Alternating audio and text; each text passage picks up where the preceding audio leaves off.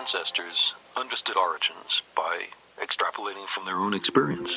How else could they have done it? Then science came along and taught us that we are not the measure of all things. The simplest explanation is, there is no God. No one created the universe, and no one directs our fate. You and I are the product of billions We share a common years, ancestor with chimpanzees. This animal eventually became human. I'm sorry, but if you don't understand that humans and monkeys came from a common ancestor... single out evolution and act as if there's some kind of major scientific dispute, and in fact... Evolution is a fact, not a theory. Evolution is a fact. I mean, that's right. There's no question. Evolution isn't an opinion, it's fact. Evolution is scientific fact. I'm sorry, I believe in evolution. Lived in the ocean 200 million years ago. 8 million years ago, We emerged from microbes and muck.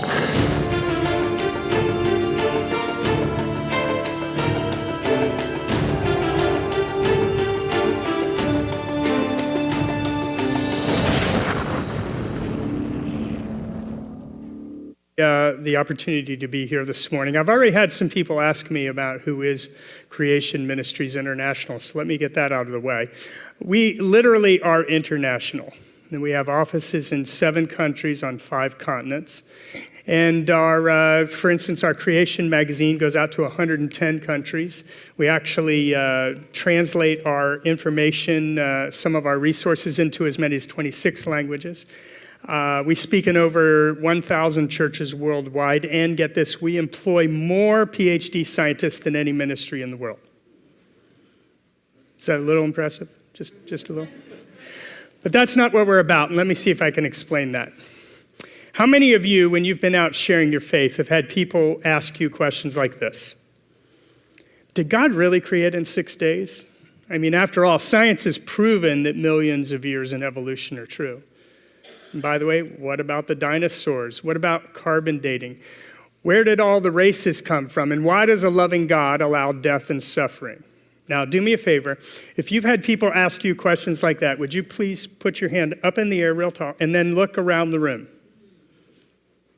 See, that's why our ministry exists, in order to give you an easy-to-understand answer to those and many more questions. And you can find those answers on our website. Now, our website address is kind of hard to remember, so we're going to do a little science this morning, if that's okay. I don't know if you know this, but scientists have proven that if you say something audibly, out loud, with your mouth, you're more apt to have it imprinted into your brain. Did you guys know that? It's science. So would you guys all join me in saying this together, please? Creation.com. Now, can you remember that? Well, if you were to go there this afternoon, you'd find over 13,000 articles written by our scientists and professionals around the world answering those and many more questions. For example, you guys know this fellow, right? We got some tragic news a number of years ago. What happened? He died. And how did he die? A stingray stung him in the heart. And so people wrote into our ministry and they said, oh yeah? Well, why would a loving God create stingrays that can kill? Gotcha. But you know what? It is a fair question. It goes back to Apologetics 101. And for those people that signed up for our email newsletter, they received this article. And in only 10 days, it became our most visited article ever. And that was because believers like you, seeing that there was a scientific and biblical answer to what many consider to be a tough question, were forwarding it on to their family and friends. And we hear questions like that in the news all the time, am I right? About the latest dinosaur discovery that proves evolution. You guys see that in the news? Or maybe a missing link between ape-like creatures and man? Well, chances are our professionals are writing an article that you can use to share this kind of information with your family and friends and forward those articles on. So if you guys want to be part of our ministry of spreading this information around, I'd like to invite everyone here to sign up for our free email newsletter. It only comes out about once a week. We're not going to be spamming you, but we're going to keep you up to date on the latest news in the creation and evolution debate. So if my friends could go ahead and distribute these sign-up sheets now, I would appreciate that. There we go. And if you guys could do me a favor and just pass those back so everybody gets a chance, I would appreciate that. So let's go ahead and get started with the presentation. Now, you folks here in Missouri can probably tell, because of my funny accent, that I come from a foreign land. That's right, it's called California. Now, I don't want you to hold that against me. I'm actually not a native of California. I wasn't born there, but I did live there for 29 years, but I had to adapt to my environment, right? Like any good organism should. And so here, to prove it to you, here is me catching a wicked 12-inch wave. And luckily, I have a graphic artist that works for me that makes me look a little bit more macho than I actually am. But I would like to introduce you to my friend Sammy here. Now, Sammy is a native California. He was born and raised there. He loves to surf, but get this, he's also a professional California beach lifeguard. Now, a number of years ago, he was assigned to Pismo Beach. It was his day off, so he took his quad out, and he was riding up and down the sand dunes all day long, enjoying the beautiful weather. But as the sun hit the Pacific Ocean, a storm was coming in, and he knew it was time to ride back and rest up for his next day's work. However, when he came to this very spot on the beach, there were 12 people yelling and waving their arms. And he came up to them and found out why they were excited because, see, there was a surfboard there at their feet, but the surfer was 100 yards off. And he was being picked up now in this storm by waves with 8-foot faces. They were picking up his body, throwing him into the lava rock below, and he was severely lacerated from head to toe. Now, Sammy had a tough decision to make at this point. I mean, the storm was raging. He had no flotation devices, but nonetheless, he did decide to take off his helmet, his boots, those things that would weigh him down, and was able to make it out to that man, and he brought him back to the shore and saved his life. Let me ask you a question this morning. Why did he do it while those 12 people stood there and watched? Somebody tell me why. He was trained. He was equipped. He understood the challenges he was about to face and how to navigate those waves. But you know, I think the surf is kind of like our culture in a way. Those questions that we were just talking about, many more, are pounding down on our culture, like, is there a God, and does he love me? And how about this one? Is the Bible true? And am I right, in our culture, that has been answered with a resounding no. Because, see, if evolution and its accompanying millions of years are a fact, that means the Bible can't be true. In fact, I believe it's like a tsunami that are pulling people away from the truth of God's word, that solid rock that we're called to stand on. But I'd like to ask you a question this morning. It's more of a challenge, actually. And that is, are you willing to equip and train yourself with the answer to the tough questions that people are asking today so that you can be the one that dives in and rescues the perishing while perhaps others just stand by and watch? See, 1 Peter 3:15 says, always be prepared to give an answer to everyone who asks you, to give the reason for the hope that you have. Now, tell me, does this sound like a suggestion or a command? It's a command, and it's a command for every believer. And by the way, this word answer comes from a Greek word which is apologian, and that means it was a legal term. It was used in the courts of law to describe what an attorney would do in order to defend his client or perhaps prosecute the accused. So, this morning, does this sound like you? Are you always equipped with a defense in your faith, including in the very area where the Bible is being attacked more than any other place in our culture, specifically in the creation and evolution debate? And if you don't think it's the biggest place where the Bible is being challenged, then just go home and turn on your TV. Open up magazines. It's in textbooks. It's everywhere we see 24/7 that evolution is scientific fact. Now, we're going to talk a little bit about science this morning. I don't know how often you do that in church. I seem to do it every week or so. But did you know there's actually scientific statements in the Bible? For example, in the very first chapter of the Bible, Genesis chapter 1, there's a phrase that occurs 10 times. It says that God created plants and animals to reproduce after their what? Kind. Now that basically means that dogs give birth to dogs and pigs give birth to pigs, and corn kernels bring us corn plants. And that happens here in Missouri too, right? Okay? When you think about it, it's a scientific statement. The genetics, the DNA in those original creatures is passed on to future generations. And although through the process of natural selection and now random mutations, creatures are able to adapt to their environment, that's true. Nonetheless, the Bible is very true that God created plants and animals to reproduce after their own, what? Kind. However, most people hear a very different story than that, am I right? Most people hear that over millions and millions and millions of years, as creatures pass on their genetic information to future generations, through the process of natural selection and random mutations, can actually add information to their DNA so that they will change into completely different creatures over millions of years. You guys heard that idea? But do you see the difference between these two? And you know what? Our kids see the contradiction. I mean, if they're in science class, for example, the teacher might say, now, when we're dealing with science, you see, we deal with facts. Now, if you happen to be one of those people that go to church and you believe Bible stories, if those Bible stories give you hope and purpose and meaning in your life, I won't hold that against you. You can believe those Bible stories, but just keep in mind that when we're talking about science, you see, here we're dealing with facts. For example, let's say that you believe that Bible story that millions of Israelites walked across the Red Sea on dry land with 2 walls of water opposing gravity on either side. Now, if Bible stories like that give you hope and purpose and meaning in your life, I won't hold that against you. You can believe those Bible stories, but you need to keep in mind that when we're dealing with science, you see, here we deal with facts. Or let's say you believe that Bible story that a man was able to be in a fish, a big fish, for 3 days and somehow survive. Or that a man could walk on water that was not frozen. Or that a man could be clinically dead for 3 days and self-resuscitate.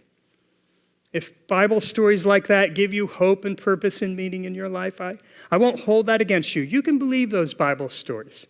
But I want you to remember that when we're talking about science, you see, here we deal with facts. Now, do you see the decision that has to be made? And it's just not our kids, am I right? I mean, do any of you have maybe family members that think you're just a little nuts for believing the Bible because science has proven that evolution in millions of years are true, so the history can't be true? I mean, God didn't create in 6 days. So, this morning, do you have a defense for your faith in this very area? And if not, what's going to happen? You know, perhaps you've heard the Barna Institute statistics that say that 2/3 of children raised in Christian homes by the time they get to be the age 18 are leaving the faith. That's kind of a sobering. Have you guys heard that? I mean, that's kind of sobering, isn't it? And of course, we're talking about somebody else's kids, not ours, right? To be fair, other denominations, when this survey came out, they surveyed their own people and came up with completely different percentages of those leaving the faith. So, can I ask you guys a question? Which percentage would be acceptable to you and your family? You know, interestingly, we did a brief documentary not too long ago where we went on college campuses here in the United States and we interviewed hundreds of students. And after we found those that had regularly attended church in the past, we asked them some follow-up questions. We asked, do you believe in creation or evolution? For those people, the majority that said that they believed evolution, we asked them, had you ever been given any scientific evidence that supports the historical account of the Bible? And all of them, with the exception of one young man, said no. And every single one of them no longer attended church. However, of the 5, and only 5 students that said they believed in the biblical account of creation, we asked them if they had ever been given scientific evidence that supports the historical account of the Bible, and unanimously they said absolutely. And all 5 of them continued to attend church regularly. So I hope you can see why we need to have a defense for our faith in this very area. I believe it's the biggest intellectual excuse that people use for leaving the faith. And we, as believers, are commanded to have a defense. I mean, Jesus himself, he said, I've spoken to you of earthly things and you do not believe. Then why should you believe when I talk of heavenly things? And that's why we're here this morning, in order to give you an easy to understand defense for your faith that you can use, not just for your own children and grandchildren, but how about the neighbors that you have that don't know Christ, or maybe coworkers or fellow students? We're called to share our faith and to defend it. Okay, so I mentioned we're going to talk a little bit about science, okay? And if you didn't like science in junior high school, I don't want you to pull out a pillow and take a nap. I'm going to make it really easy for you to understand. But you know, when most people think about science, and am I right that they think about what we call operational or experimental science? Let me explain what we mean by that. Do you guys remember using the scientific method maybe when you were in school, where you develop a hypothesis, you perform an experiment, you make observations, you record data, and you could repeat it? Do you guys remember the scientific method? You know, for example, let's say someone here did not believe in the law of gravity. Okay? We could actually test that. We could go into the laboratory right here in the present. We could make observations, record data, we could repeat it, and establish, indeed, whether gravity is a viable law or not. You see, operational science is what's done in the present in laboratories around the world, and it gives us things like laptop computers and space travel and medical advances that benefit us all. But you need to understand that when we're talking about evolution, or for that matter, anything that happened in the past, did you know it's not this kind of science? See, what we're talking about then is what's called historic, or what many call forensic science. Now, let's say in the same way that you believed that a fish, over millions and millions and millions of years, of passing on its genetic information to future generations through the process of natural selection and random mutations, could actually add information to its DNA, to its genome, so that one day one of its ancestors would sprout new novel structures that would allow it to walk up onto land. Okay, now, if you believe that to be the case, can you do an experiment that shows it's true? Can you observe it happening? Is it repeatable? You guys see what we're talking about here? Now, this is a fossil right here, okay? This happens to be Freddy the fish. I knew his name, okay? And what happened? He was swimming along happily, and the scientific term is that he got smushed. Okay, now, let me ask you another question. Does this fossil exist in the past or the present? Okay, I heard different answers there. Let me see if I can clarify the question a little bit. Does this fossil, this one right here that I'm holding in my hand, do you guys see it back there? Okay, does this fossil right here, does this fossil exist in the past or the present? Present. You see, all the evidence we have exists in the present. Tell me, when we dig up a fossil, does it come with a label on it that tells us how old it is, or what it ate, or how it lived? So what we have to do is take the evidence that's with us in the present, and we paint a picture of what we believe happened in the past. You see, the evidence doesn't speak for itself. It must be interpreted. Now let me ask you another question. With a show of hands, let's vote. Who has the most evidence, evolution or creation? How many people say evolution has the most evidence? Okay, how many people say creation has the most evidence? All right, can I ask you a follow-up question? When the paleontologists are looking at the fossil record, with the fossils in the museums around the world and in the various paleontological digs, okay, do the creation scientist and the evolutionary scientist, do they have the same or different evidence to observe in the present? Same. And when an astronomer is looking up through its telescope at a distant galaxy, and the light is coming back into his telescope and into his spectrometer, okay, do the creation scientist and the evolutionary scientist, do they have the same or different evidence to observe in the present? So let me ask you the question again. Who has the most evidence, evolution or creation? Okay, some of you are getting it, but I've got deer in the headlights looks from some of you. Like, what? Let's go ahead and do our own little experiment. Take a look at this fact. Here's the hypothesis I would like you to consider. What was this originally what was missing. Now, I'll make it easier. I'm going to make it multiple choice. How many people think it used to be A? How about B? C? Not one. Oh, we got one optimist. I love that. Thank you. Okay, how many people think it was D? Okay, you want to know the answer? Now, I want you to think about this for a moment. Why did you look for something missing? Because I told you to. What I did is I gave you what we call in science, I gave you a presupposition.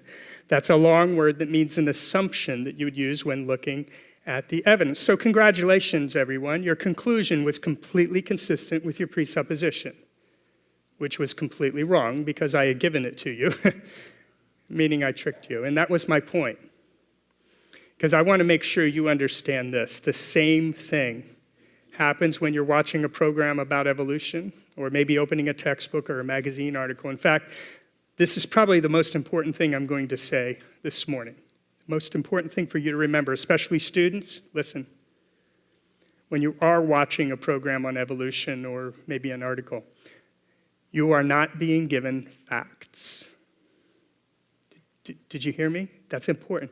You're being given an interpretation of facts that in the case of evolution has some really big scientific problems. And I think we need to be like the Bereans. Do you remember those guys in the Bible? What did they do? They wanted to find out what the truth and the facts were. And shouldn't we do the same in this area? You know, historic science is like that television show CSI. And I don't know if Pastor Mike allows you to watch such programs. I only do so for research purposes myself. But in case you haven't seen that show, there are scientists digging up evidence about a crime that happened in the past. And those facts and that evidence are presented in the courtroom before the jury and two opposing attorneys. However, one attorney is telling the jury, ladies and gentlemen of the jury, you've seen the evidence here in the present with your very own eyes. Obviously, it shows you my client is innocent. I mean, it's so clear, right? You guys see it right here in the present. The evidence and facts prove it. While this one is saying, ladies and gentlemen of the jury, I don't know what facts of evidence he's discussing with you, because obviously it shows that he's guilty. I mean, it's so clear. And this one's saying, wait, did you notice how he's misinterpreting the evidence? And this one's going, I didn't misinterpret, he did. But folks, it's the same evidence, isn't it? Presented to the jury with two completely different and opposing interpretations. And it's up to the jury to decide which one makes the most sense. But you know what? In this case, in the creation and evolution debate, most people have only heard one side of the story, am I right? And they didn't come to church this morning, and you know what? I don't blame them. But if that's the case, especially people that live in your neighborhoods and your coworkers, who is going to tell them the other side? Well, we're going to take a look at a little bit of evidence that makes sense of the historical account of the Bible. And I'm going to start out with an icon of evolution in millions of years, namely the Grand Canyon, which gives me an excellent opportunity to slip in a family vacation shot. But if you were to go to the Grand Canyon today, you would, of course, be told that these layers took millions of years to lay down and millions of years for that river to erode through those layers of rock. And indeed, when we look at the process of sedimentation, that's the laying down of those layers, what we observe is that that process in today takes a very long time. You know, we just sweep a little dust off of our windowsills each year. So, if what happens in the present is what's always happened in the past, then I would grant you it had to have taken millions of years. However, did you know that the evidence is overwhelming that these massive layers were laid down by water? And where do we find layers like this? I mean, the Grand Canyon to be sure, but anywhere else? On my drive from the airport yesterday here, I was going down Highway 270. Have you noticed that when they cut into the side there to make the road, do you guys see what you see there? Layers. In fact, I want to let you know, no matter where you go in the world, you start digging, you're going to find massive layers. And guess what you find inside those layers? So let me ask you a question. Can you think of any historical event recorded in the Bible that might explain massive sedimentary layers laid down by water, including the evidence of dead things covering the entire globe? Does anything come to mind? You know, I had a young man come up to me and he said, "You've got to be kidding. I mean, you guys claim to be scientists, but everybody knows that the Bible says that the highest mountains in the world were covered by water, and there's not enough water to do that." Ha, gotcha. So how do you answer a question like that? Well, I get excited because I can show them this. Yeah, where did all the water come from? You may have remembered in junior high school that 70% of this planet is covered by extremely, incredibly deep oceans. In fact, did you know this?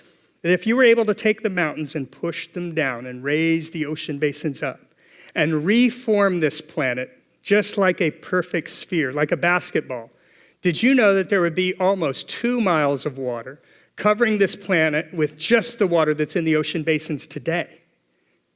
Now, does that sound like enough water for a cataclysmic worldwide flood like the Bible tells us about? Especially considering now what we understand about plate tectonics and those forces that we believe God may have used in order to bring those continents out of the great deep at the end of the flood stage. And you know what? It's even more exciting than that. Because you see, in the sedimentary layers of the highest mountains in the world, for example, Mount Everest, they have found fossilized marine invertebrates. That's clams and crabs, indicating that these layers now at the top of the highest mountains in the world were one time underneath the oceans, just like God's word has been telling us all along. So, ladies and gentlemen of the jury, do you see the evidence that supports the historical account of the Bible? The Bible, it's true. Now, speaking of those layers taking millions of years, how about this? Here's 24 feet of thousands of fine layers of rock, okay? Now, did these take millions of years? I mean, certainly at least thousands, right?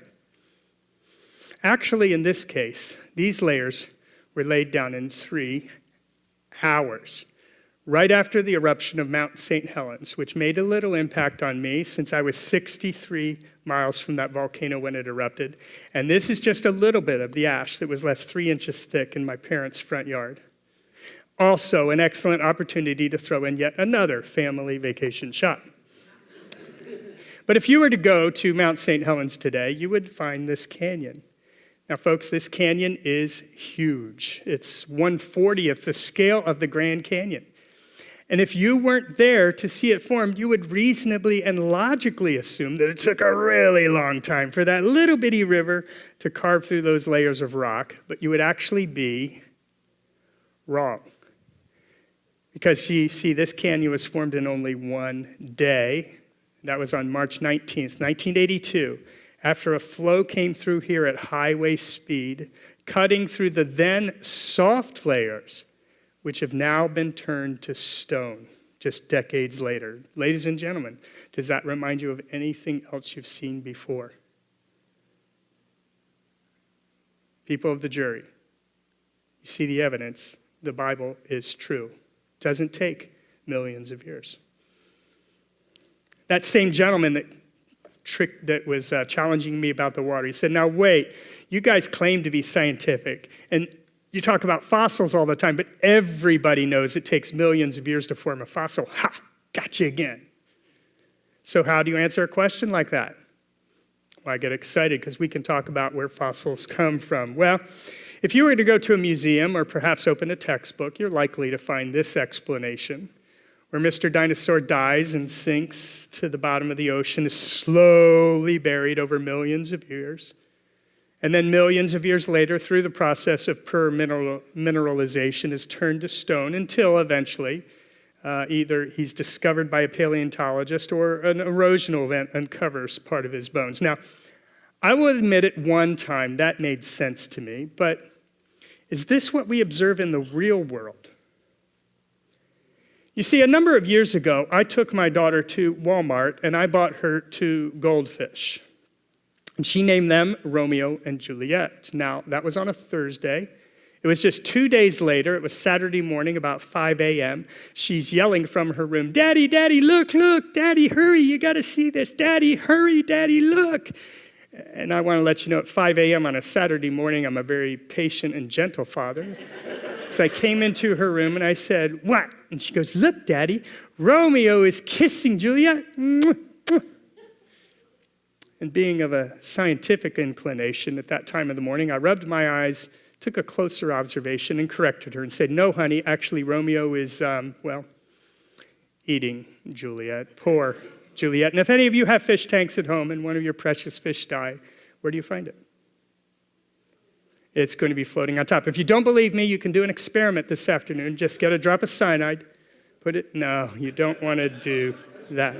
And is it true that when we're watching a high-definition documentary and the cameras come on the ocean bottom, is it true that we see thousands of sea creatures lying there waiting to be slowly buried over millions of years? Is that what we observe?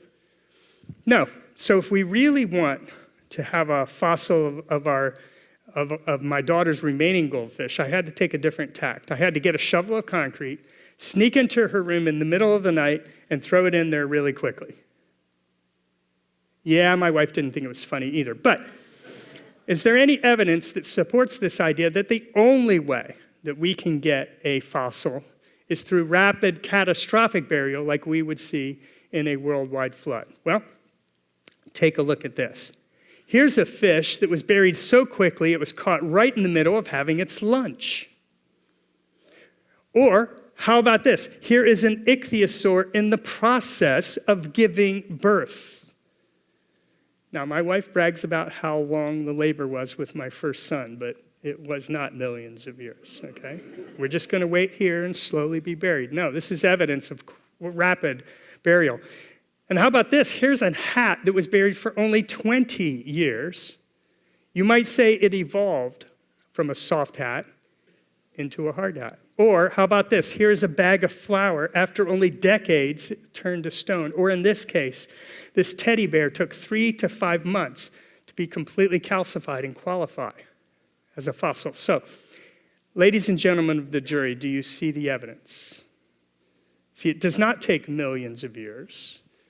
The Bible is an accurate historical account of what really happened. The science proves it. The Bible is true. So I hope you don't mind me taking a break. I want to ask you a few questions. Those examples that I just shared with you, were they easy to understand? Was I talking over anybody's head? More important than that, can you picture yourself sharing information like this, not just with your children and grandchildren, but perhaps with your neighbors, befriending them, getting to this point where you can show them that the Bible is actually true, showing them scientific evidence that will begin to open their mind to see that not only the Bible's history is true, but then you can show them the gospel of Jesus Christ so the Holy Spirit can have his way and that they can come into the kingdom. Can you see how you could be used as a tool using this kind of information? I hope you can.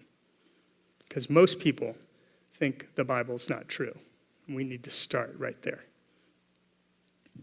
Now, I already know that there's a number of people here that are thinking, you keep talking about millions of years. I mean, the Bible, after all, is a book of morality, and shouldn't we just stick with important doctrines of the Bible? But do you think that if we added millions of years into the Bible, if that were possible, do you think it might impact some important doctrines? Well, let's take a look at that briefly, okay? In the Old and the New Testament, there are these genealogies. Have you guys noticed there's a lot of those? Okay? And it's interesting, in the Old Testament, it says that so-and-so was so old when he was born, and his son was so old when he was born, and his son was so old when he was born, and his son was so old. We can actually add up those generations, and we'll actually get a reliable time span from Adam all the way up to Abraham. Now, does that make sense so far? And notice after that, God's very specific about how long the captivity in Egypt was, followed by how long the Exodus was, and that this king ruled for this many years, followed by this king for this many years, and in the reign of King so-and-so, he ruled for this many years, etc., etc. In fact, if you really take a plain reading of Scripture, you can add up all of that history, all those years, and you'll get a reliable time span from Adam all the way up to Jesus. Now, does that make sense so far? So, if we know how long, according to the Bible, it is from Adam to Jesus, we know all the historical events that happened during that time, yet we still want to add millions of years to the Bible because we believe that evolution and millions of years are scientific fact. Can you force those millions of years between Adam and Jesus? No. So you know what most people do? They say that each day in Genesis represents millions of years. Have you heard that idea? It's very common in the church today. But I would like to suggest to you that if you do decide to believe that, there's a big theological problem, and I'm holding it in my hand right here. That is that if these fossils took millions of years to form, they are dead things. And if they came before Adam, we have death before the fall, death before the curse, death before Adam. Does it sound like we might be touching on an important doctrine? Well, let's take a look at that even a little further. In the last verse of Genesis 1, God said for the seventh time that his creation wasn't just good, but this time it was what? Very good. So what does a very good world look like? Well, check this out. Just a couple verses earlier, God said that I give you plants for food. So I don't know if you knew that, but that means, not to disappoint you folks in Missouri, but that means in St. Louis in particular, but that means originally in that perfect paradise, there was no death, there was also no barbecue. But notice he gives the animals the same command in the next verse. He said, I give you plants for food, which would mean both man and animal were what? Vegetarian, which comes from an ancient Hebrew term that means bad hunter. But just so you know, later on in Genesis, God said, just as I gave you green plants for food, I now give you what? Everything for food, which some people use as biblical justification to eat things like this. A few of you got it. You can ask, if you didn't get the joke, you can ask the people that laughed. But you've got to understand that the Bible has a beginning and an end. It says that in the beginning, God created the heavens and the earth. And you see, it was a perfect place. It was a paradise. See, there was no death. There was no sorrow. There was no pain. It was a perfect place. We were created to live with our Creator in perfect harmony. But you guys know we don't live in a place like that anymore, do we? That's because God commanded Adam. He said that when you eat of the tree of the knowledge of good and evil, you will surely what? Die. You see, this is when death came into the world. I mean, we worship a loving God, but he's also just, and you should be thankful for that. But God sent a rescue mission, didn't he? He sent his own son, Jesus Christ, who knew no sin, to die the death that we deserve. So that, and are you ready for the end of the Bible? Remember what it says there? It says that in the future there will be a new heavens and a new earth. Have you heard about that? And guess what? It's going to be like the first one, like that first paradise. There will be no more sorrow, no more death, no more pain. Is anybody else looking forward to that?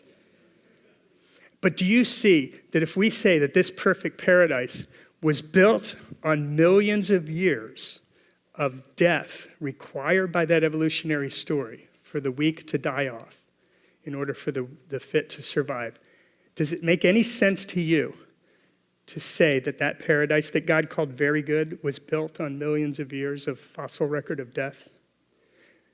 No, but the Bible explains where those fossils came from. Those layers came from the worldwide flood. And when we compromise and say that there were millions of years before Adam, we actually are turning the gospel upside down. Paradise created, paradise lost, paradise reborn with the new heavens and earth in the future. Do you guys see that? It can't be true. I've had a lot of people say, the millions of years, it causes division, in the church. And I mean, after all, we worship a big and powerful God, and God could have created in any way he wanted. And you know what?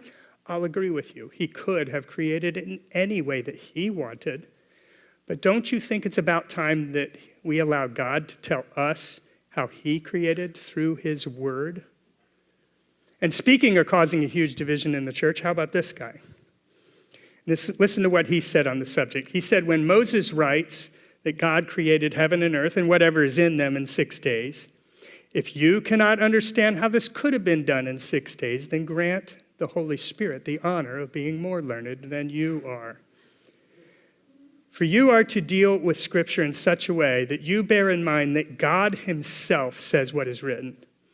But since God is speaking, it is not fitting for you wantonly to turn his word in the direction you wish to go.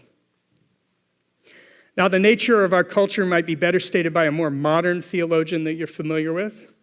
And this is what he said. He said, they used to hang the whole thing on one hook. If you don't do these things, if you don't act morally, then you're going to burn in hell. But listen to what he said next. He said, unfortunately, with what we know about science, anyone who thinks at all probably doesn't believe in that fire and brimstone stuff anymore. So you know what? Organized religion, you have lost your voice to hold up your moral hand. Now, do you see what he's saying? He's saying now that we know that science has proven that the Bible's biology, geology, and astronomy, and for that matter, its history, are proven wrong because millions of years of evolution must be true, then that means that the morality that's taught in that same biblical text is therefore also wrong. So you Christians, you have no right to tell me how to live my life through your Bible because you know what? Science has proven it wrong. But I'll tell you what we're going to do. If you guys want to believe those Bible stories and if they give you hope and purpose and meaning in your life, I won't hold that against you. You can believe those Bible stories. That way you can just believe what you want to believe and I'll believe what I want to believe and we'll just coexist. We can get along. I mean, that way you'll be okay and I'll be. Wait, am I going to be okay? In an eternal consequence? So I hope you can see how these kind of arguments are set up against our children and grandchildren and those people that we're called to share with the gospel. And we're called to demolish arguments like that in order to have that defense for our faith. Now, there are a lot of questions that people have about the historical event of the Bible. And the Bible is being challenged in our culture everywhere we go, constantly. And we need to have a defense for our faith. Hope you guys don't be being very practical right now. I mean, how many people here know that there's a battle going on for the souls of men waging right now? And if that's the case, shouldn't we be engaged in that battle? And if the number one place in our culture where the Bible is being attacked is in this very area of creation and evolution, and again, if you don't believe me, turn on your TV this afternoon, pick up a magazine, even Saturday morning cartoons talk about evolution. We need to be engaged in that battle, don't you think? But we don't want to go in battle unarmed. I mean, that wouldn't make sense. I don't know if you're anything like me, but I remember about 10% of sermons for 10 minutes, and then poof, it's gone. I know that's not true with Pastor Mike. You're meditating on his message all week long. But in all honesty, if you did listen to a recording of his message a second and third time, would you understand the principles better? Okay? So this word here, this scripture here says always be prepared, and prepared is an action verb. Okay, it's calling us and commanding us to be prepared. So again, I hope you don't mind me taking the opportunity to be very practical. Because if we are to be armed in this, we need to prepare ourselves for the sake of not only our own faith, but also for our children and grandchildren. I want to let you know that in 1999, when I heard my first message on this subject, I was a preaching pastor in the pulpit. I believe God must have used millions of years, but I'm telling you, when I started reading and finding out about this information, it changed the way that I worshiped my Creator in ways that were profound. But more important than that, I could arm my children and my future grandchildren in order to do this, as well as reach into my workplace. So I hope you can see we need to be equipped. And you guys noticed that down there we have some resources that we brought with us. We didn't bring those because we make money. We actually don't charge a set fee when we go to churches. But our heart is to see believers around the world equipped with a defense for their faith and proactively sharing it, not just within their families, but outside the walls of their own homes, outside the walls of the church. I would like to just focus on one particular resource where we get more testimonies of people coming to know Christ, and that's Creation Magazine. Now, this has been around for over 40 years, and it's the most read publication of its kind in the world. It's got articles that are up to date, the latest information that you can use. It's 56 pages long, comes out quarterly, but there's no advertising inside. And I don't know if you guys get magazines at home, but if you pulled out all the advertising, would you have 56 pages left? But yet what's left in here isn't just a good recipe for butternut squash. This is information that will help you get equipped with that information. So I just want to encourage you that if you do decide to subscribe today and to equip your family with this, if you do get a 1-year subscription, you'll not only get the first issue to take with you home today and start reading this afternoon, you'll also get, every month you'll get a newsletter, a periodical that will have a couple articles that will help keep you up to date. In addition, for free, you will get the digital version that can be used on up to 5 devices so that everyone in your family can have their own copy of the magazine on their tablet or iPad or phone or PC. But if you decide to get a 2-year subscription, we're going to give you all those things plus 2 DVDs. This one, which is an award-winning documentary that you will not be embarrassed to show a non-believer, that might start opening their mind, asking the question, if Darwin were alive today, would he have come up with the same result as he did from a scientific standpoint? Also, you'll get this DVD, which is the one we already talked about, where you can hear these students here in U.S. Universities tell why they left the church, and then hear the answers from our PhD scientists answering their very challenges. Use that as a tool as well. So in a moment, we're going to circulate this form. And my gentlemen that have those, if you could get those ready. It looks like some of them already went out. But this form will go out in a moment. And obviously, we need names and addresses since this is something we're going to mail to you. So as you get that, go ahead and fill this out, whether you want the 1 or 2 year. And then take that to the tables and we'll get you going. So there's one of them here, and I think there are a few more out there. So whoever has this one can repass those out. But here's 2 to start here if you guys haven't had this. But listen, while those are going around, let me share just 2 examples of things from Creation Magazine that you could even start using today. How many people here have heard of the idea of carbon dating, proving millions of years, right? Okay, well, we'll just briefly talk about that. I'm going to use another radioisotope called the potassium-argon dating lab, or dating method.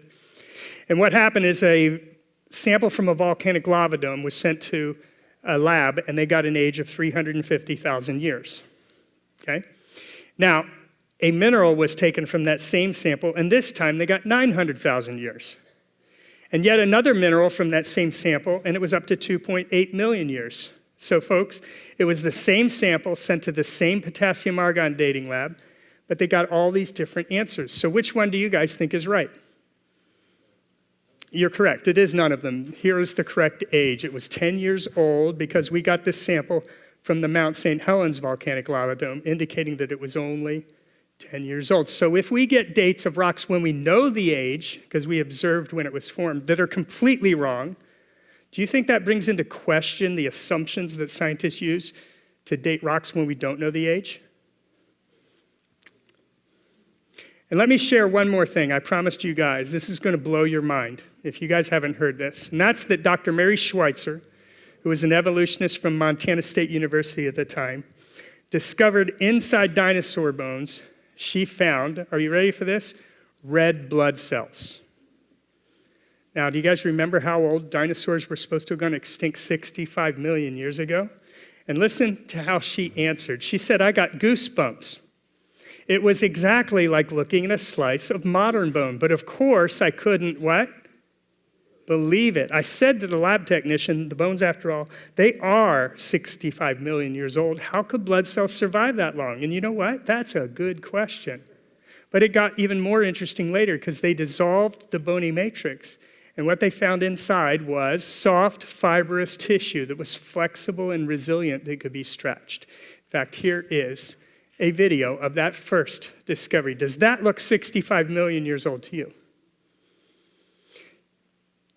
And yet, listen to how she responded. She said it was totally shocking. I didn't what? Believe it until we'd done it. What? 17 times, folks. Do you remember when we were talking about operational science that's done in the laboratory right before our eyes? And she said she couldn't believe it. And you know what? I don't blame her. Because when we have a faith in what we believe, it's really hard to let go, isn't it? But yet I'd like to share with you a different interpretation of this evidence. If you don't mind, I'm going to kind of go out on a limb on the backs of the PhD scientists in my organization and give you a different interpretation, okay? The dinosaur bones are not 65 million years old.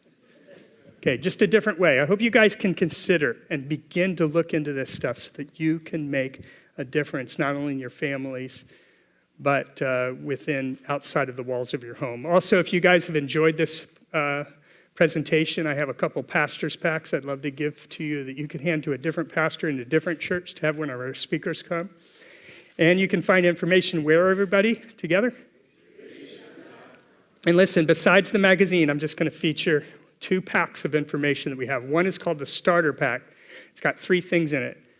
Our most foundational book, the Answers book, which answers the 60 most asked questions regarding things like dinosaur carbon dating. And my favorite question, where did Cain get his wife when he wasn't Abel?